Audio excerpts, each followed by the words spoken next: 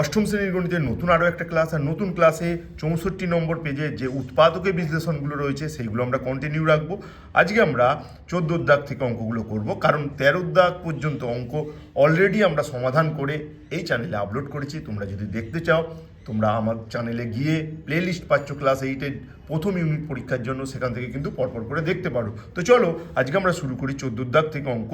এই 14 থেকে আজকে আমরা 17 পর্যন্ত অঙ্ক করব, যে অঙ্কগুলো কিন্তু তোমাদের পরীক্ষার জন্য অত্যন্ত ইম্পর্টেন্ট। প্রতিটা অঙ্ক কিন্তু মন দিয়ে দেখে যাও। তো চলো আমরা শুরু করি 14 দাগের অঙ্কটি। তো এই অঙ্কটা কিভাবে করব দেখো, খুব সহজেই করা যায়। তুমি যদি এইভাবে লিখে নাও, x⁶কে যদি লেখো x² তার কিউব, কারণ এই সূচকগুলো তো গুণ হয়, তার জন্য আমরা এইভাবে লিখতে পারি। আর 27 মানে তোমরা জানো 3-এর কিউব। 3-এর কিউব কেন?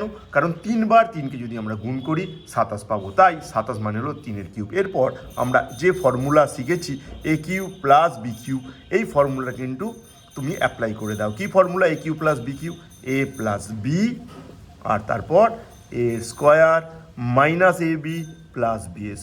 তো এই ফর্মুলাটা জাস্ট অ্যাপ্লাই করে দাও, তাহলেই কিন্তু তোমার অঙ্কটা হয়ে যাবে। তো আমি যদি ফর্মুলাটাকে অ্যাপ্লাই করি, আমি লিখবো a + b, a ফর কিন্তু এখানে x² আর b ফর 3, অর্থাৎ x² + 3। নেক্সট a² মানে x² তার স্কোয়ার মাইনাস ab মানে বুঝতেই পারছো x² × 3 প্লাস হলো তোমার 3²। তো এইভাবে লিখে নেবে, আর লিখলেই কিন্তু তোমার অঙ্ক কমপ্লিট হয়ে গেল। x² + 3, এখানে দেখো এই সূচক দুটো তো গুণ হবে, তো গুণ হলে এটা হবে x⁴, এটা x² × 3 - 3x², আর 3² তো তোমরা পরিচিত, 3² সাথে দুটো 3 গুণ করলে 9 হয়। তো এইভাবে সহজেই কিন্তু আমরা এই উৎপাদক বিশ্লেষণটা করে ফেলতে পারি। তো চলো নেক্সট আমরা দেখে নেব পরের উৎপাদক বিশ্লেষণটি, অর্থাৎ 15 দাগের অঙ্কটি। 15 দাগের অঙ্কটি অত্যন্ত সহজ একটি অঙ্ক। তো দেখো এটাকে আমরা 6কে কীভাবে ভেঙে নেব, আমরা x² আর কিউব এইভাবে ভেঙে নেব। x⁶ আছে, আমি x² × 3 করে নেব। আর কি করব? আর যেটা করব y² এইভাবে আমরা করতে পারি, কিন্তু এইভাবে করলে আমি বলবো তোমার কিন্তু অঙ্ক কঠিন হবে। তো এটাকে আমি এইভাবে না ভেঙে আমি একটা বিশেষভাবে ভাঙবো, আমি বরঞ্চ উল্টো লিখবো। অর্থাৎ আমি লিখবো দেখো x³ তার স্কোয়ার, আর এখানে y³ তার স্কোয়ার, এইভাবে লিখবো। 6টাকে, এই যে y⁶কে আমি লিখলাম কি y³, এখানে স্কোয়ার লিখলাম 3 × 2 = 6, x³ 2, এখানে স্কোয়ার লিখলাম 3 × 2 = 6। তো এইভাবে লিখবো, এইভাবেও লিখতে পারি, কিন্তু দেখো এইভাবে লিখলে অঙ্কটা কিন্তু তোমার কঠিন হবে, তাই আমি নিষেধ করব এইভাবে লিখবে না, এইভাবে লিখবে। এইভাবে লিখে নিলে কিন্তু অঙ্কটা সোজা হবে।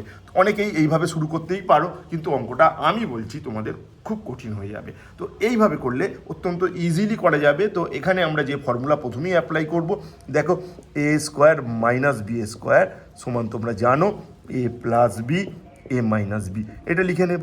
তাহলে এখানে এটা লিখে নিলে আমি কি পাবো? x³ + y³, আর এখানে লিখব x³ - y³। ঠিক এইভাবে লিখে নেব a² - b² সমান a + b a - b। এরপর এই যে ফর্মুলা, কি ফর্মুলা দেখো, জাস্ট ফর্মুলাটা লিখে দাও। a³ + b³ সমান a + b, এখানে a² - ab + b², এটা লিখে দেবে। অর্থাৎ এইটা লিখে দেবে x + y, এখানে x² - xy + y²। এই ফর্মুলাটা জাস্ট লিখে দাও। আর এটার জন্য কি ফর্মুলা? এটার জন্য ফর্মুলা a³ - b³। এর জন্য কি ফর্মুলা? মাইনাসের জন্য যে ফর্মুলা সেটা হলো তোমার a - b a² + ab + b²। তো এটাই এখানে লিখে দেবো। জাস্ট কি লিখবো? x - y, এখানে লিখবো x² + xy + y²। এইভাবে লিখে দিলেই কিন্তু তোমার উৎপাদক বিশ্লেষণটা এত সহজ হয়ে গেল। কেউ এইভাবে শুরু করতে পারো, কিন্তু তাকে আমি বলবো এইভাবে করে দেখো কি প্রবলেমে পড়ছো। তো অনেক বেশি প্রবলেমে পড়বে। অঙ্কটা যদি সহজে করতে চাও তো এই 6কে কিন্তু 3r² এইভাবে ভেঙে নাও। এইভাবে ভেঙে নিলে কিন্তু খুব সোজাভাবে এই ফর্মুলাগুলো পরপর অ্যাপ্লাই করলেই তোমার অঙ্কটা হয়ে যাচ্ছে। তো আশা করবো তোমরা 15 দাগের অঙ্ক বুঝতে পেরেছো। এরপর আমরা চলে যাব পরের অঙ্ক, অর্থাৎ 16 দাগের অঙ্কে। তো দেখো এই অঙ্কটি কিন্তু বিশেষ একটা অঙ্ক, পরীক্ষায় কিন্তু এই অঙ্কটা খুব আসে। এই অঙ্কটা আমরা বিশেষভাবে করব, বিশেষ কিছু নিয়ম অ্যাপ্লাই করব। যে নিয়মগুলো বলবো সেই নিয়মগুলো যদি তোমরা অ্যাপ্লাই করো তাহলে কিন্তু অঙ্কটা সহজে করতে পারবে, না হলে কিন্তু বেশ জটিল হয়ে যাবে। তাই আমি যে নিয়মগুলো বলছি, দীর্ঘ অভিজ্ঞতা থেকে যে নিয়মগুলো আজকে তোমাদের বলবো, সেই নিয়মগুলো কিন্তু প্রতিটা তোমরা আজকে ভালো করে ফলো করে শিখে নাও, তাহলে কিন্তু পরীক্ষায় করতে পারবে। প্রথমেই আমি যেটা বলবো, এটাকে আমি লিখবো x⁶, আর এখানে স্কোয়ার রাখবে, এটাকে লিখবে y⁶ আর স্কোয়ার। 12কে এইভাবে ভেঙে নিলাম, 6 দুগুণে 12, 6 দুগুণে 12। তো এরপর যে ফর্মুলা এখানে আমি অ্যাপ্লাই করব, কি ফর্মুলা? a² - b² ফর্মুলা তোমরা প্রত্যেকে জানো a+b আর a-b। তো এইভাবে লিখে নেব, এইভাবে লিখে নিয়ে আমি কি পাবো? x⁶ প্লাস y⁶, আর এখানে x⁶ মাইনাস y⁶। তো এইভাবে তো লিখে নিলাম। এরপরে কিন্তু আসল কথাটা শুরু হচ্ছে, এখানে কিন্তু খুব গুরুত্বপূর্ণ। দেখো, যেটা হচ্ছে প্লাস আছে মাঝে, সেটাকে আমি ভাঙার সময় ঠিক এইটা ইউজ করছি। দেখো, x² আর y² 6কে ভাঙার জন্য আমি ঠিক এইভাবে লিখেছি, এটা হচ্ছে 3। ঠিক এইভাবে লিখেছি, কি লিখেছি দেখো, x² × 3, x² × 3। 3টাকে আমি একটু ভালো করে লিখে নিই, তো 3। ঠিক এইটাকে এইভাবে লিখেছি, 2টাকে ভিতরে রেখে 3টাকে বাইরে, 6টাকে ভাঙার জন্য। কিন্তু যখন মাইনাস আছে মাঝে, আমি এইটাকে এইভাবে লিখবো। এই টিক্সটা কিন্তু, এই নিয়মটা কিন্তু তোমরা ফলো করো, আর ফলো করলে অঙ্কটা কিন্তু সহজে হবে, না হলে কিন্তু বেশ জটিলতার মুখোমুখি তোমাদের করতে হবে। তো এখানে আমি কি করব, যখন প্লাস আছে আমি স্কোয়ারটাকে ভিতরে রেখে কিউবটাকে আগে 6কে ভাঙার জন্য, কিন্তু যখন মাইনাস আছে তখন আমি কিউবটাকে ভিতরে রেখে স্কোয়ারটাকে বাইরে করেছি 6টাকে ভাঙার জন্য।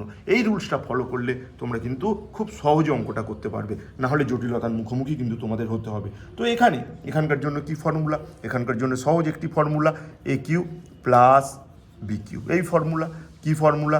a+b, আর এখানে a² - ab + b²। যা সেটা লিখে দাও। তার মানে এটাকে আমি কি লিখবো? এখানে a বলতে x², b বলতে y², তার মানে x² + y², আর a² মানে এখানে x² - ab মানে x² × y², তারপর b² মানে y²। ঠিক এইভাবে লিখে দেবো এটাকে। আর এইটার জন্য তো এই ফর্মুলা আবার a² - b² সমান a + b a - b, অর্থাৎ a+b মানে x³ + y³ R a - b মানে x³ y³। তো এটাকে লিখবে।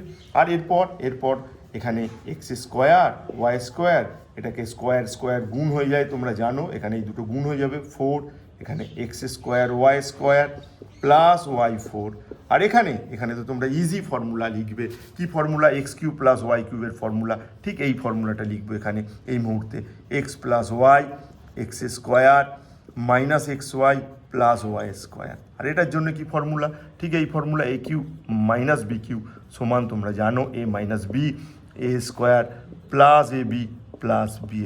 তাই x³ - y³ সমান আমি লিখবো x - y x² plus xy plus y²। তো দেখো, এত সহজে আমরা এখানে চলে এসেছি। যদি এই নিয়ম ফলো করো তবেই কিন্তু সহজে এইখানে চলে আসতে পারবে, না হলে কিন্তু বেশ জটিলতার মুখোমুখি তোমাদের কিন্তু হতে হবে। আর যদি আমার এই নিয়মটা ফলো করো, প্লাসের জন্য তুমি স্কোয়ারটাকে ভিতরে রেখে কিউবটাকে বাইরে, 6কে ভাঙার জন্য, আর মাইনাসের জন্য কিউবটাকে ভিতরে রেখে স্কোয়ারটাকে বাইরে, তাহলে কিন্তু তুমি খুব সহজেই অঙ্কটার সমাধান এইভাবে করে ফেলতে পারো, নাহলে কিন্তু জটিলতার মুখোমুখি হবে। তো এরপর আমাদের এখানকার যে শেষ অঙ্কটি রয়েছে, আমাদের উৎপাদক বিশ্লেষণের শেষ অঙ্কটি, অর্থাৎ 17 দাগের অঙ্কটি আমরা দেখে নেব। দেখো, আমরা তো শেষ অঙ্কেতে চলে এলাম। এখানে প্রথমেই দেখতে পাচ্ছি m³ - n³। তো a³ - b³ এর যে ফর্মুলা হয়, সেই ফর্মুলাটা কিন্তু এখানে আমরা অ্যাপ্লাই করব।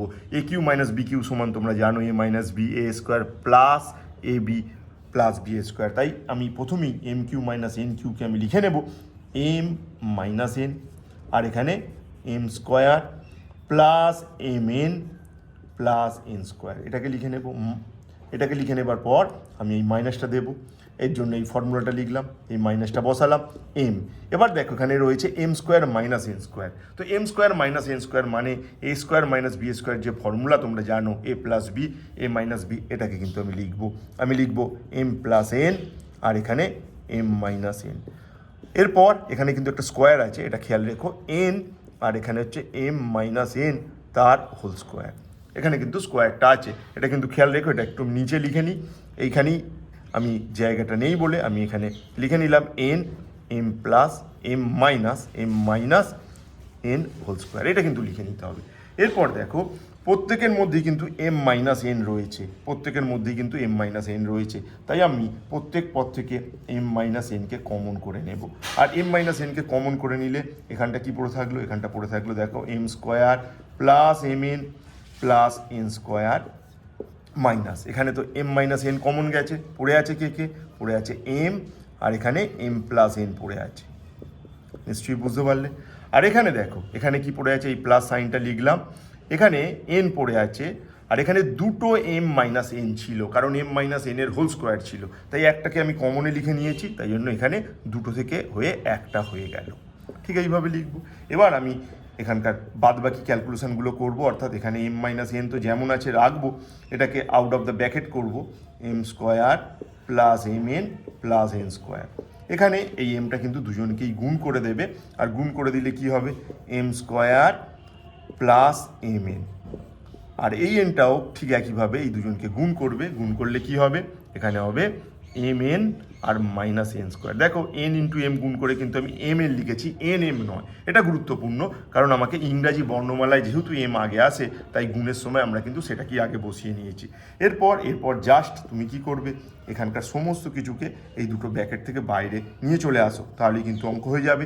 এম স্কোয়ার এখানে এম এন, এখানে এন স্কোয়ার, এখানে ব্র্যাকেট থেকে বাইরে আনলে এখানে কিন্তু মাইনাস সাইন, অর্থাৎ এরা সাইন চেঞ্জ করবে, তার মানে M square minus M N.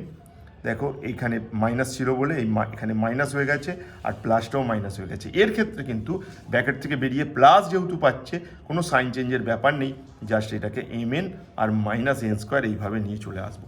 এখানে দেখো minus M N plus M N cancel হয়ে যাবে, এখানে দেখো এম স্কোয়ার আর এম স্কোয়ার এখানে ক্যান্সেল হয়ে যাবে, তার মানে আমাদের এখানে আর কি, এখানে এন স্কোয়ার থেকে এন স্কোয়ারও ক্যান্সেল হয়ে যাবে, অনলি পড়ে থাকবে কি এম এন, অর্থাৎ তোমার হলো কি এম মাইনাস এন, আর এখানে এম ইন্টু এন। এটাকে তুমি একটা লাইন আরও লিখতে পারো, এম এনটাকে আগে করে নিয়ে এম মাইনাস এন। দেখো গুণের সময় যাকে খুশি আমরা আগে বসাতে পারি, 5 ইন্টু 6 সমান সমান 6 ইন্টু 5, তার জন্য আমি এই এম এনটাকে একটু আগে লিখে নিলাম, না লিখলেও চলবে, এই পর্যন্ত করলেই তুমি রাইট পাবে। তো এইভাবে আমরা সমস্ত উৎপাদক বিশ্লেষণগুলো কিন্তু তোমার ক্লাস 8-এর শেষ করলাম। তোমরা দেখতে থাকো আমাদের চ্যানেল, আর আমরা পরবর্তী অঙ্ক নিয়ে আসছি পরের ভিডিওতে। তোমরা প্রথম ইউনিট পরীক্ষা তোমাদের তো খুব সামনে, সেই পরীক্ষা ভালো করে দাও, ভালো রেজাল্ট করো, এই আশা এই ভরসা রেখে আমি তোমাদের অঙ্ক শেখাচ্ছি আমার এই চ্যানেল থেকে। যদি কোনো বক্তব্য থাকে, কোনো প্রবলেম থাকে, কোনো সমস্যা থাকে, অবশ্যই কিন্তু কমেন্ট করে জানাও, বা কোনো অঙ্কের বিশেষ সমাধান চাইলে সেটাও কিন্তু আমাদের জানাতে পারো, আমরা সেইভাবে পরবর্তী ভিডিও কিন্তু তোমাদের জন্য নিয়ে আসার চেষ্টা করব। ধন্যবাদ। আজকের ভিডিও এখানেই শেষ করলাম।